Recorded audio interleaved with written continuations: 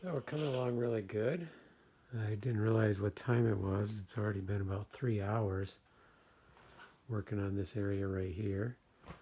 Looks great, but it does take time. I also did cut these two pieces, so I shouldn't say it was a full 3 hours. I did cut them, and I was measuring some leg stuff. So I was doing a few other things, but not much. I mean, this is mainly what I was focusing on.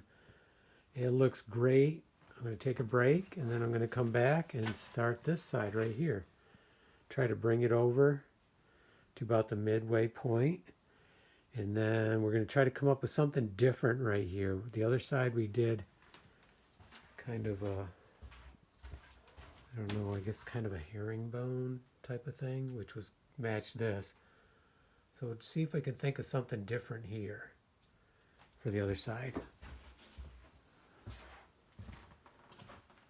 Okay, let's take a break and we will come back. I already have a few pieces cut for this side because when I was cutting these, like I already have this cut and this cut. I already have the cherry piece ready for that side. And the other thing I should point out is, so we have these holes we have to drill in here. I need to make sure when I'm putting these pieces in that I'm gonna, like a hole is right here probably. So I have to make sure these screws are not in the way.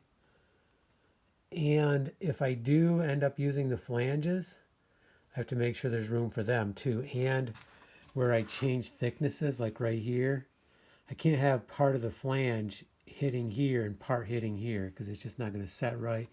That's going to throw the rod off.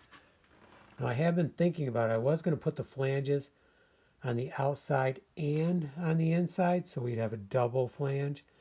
But I was looking at them and thinking about it.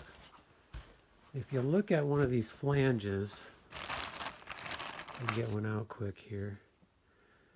See how wide it is? So the rod is going to ride on that whole area. If I do two of them, it doubles the thickness or doubles the friction, potential friction area.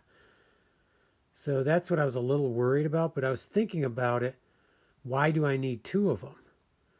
Because if I drill a hole, if I drill the outside hole just a little bigger than the rod, then I don't need the flange. The original hole was much bigger and I would have needed the flange just to cover it up. But now that I'm doing this, I could drill one, I think they're 5/8. I could drill one just a size bigger than 5/8 and then only put the flange on the inside.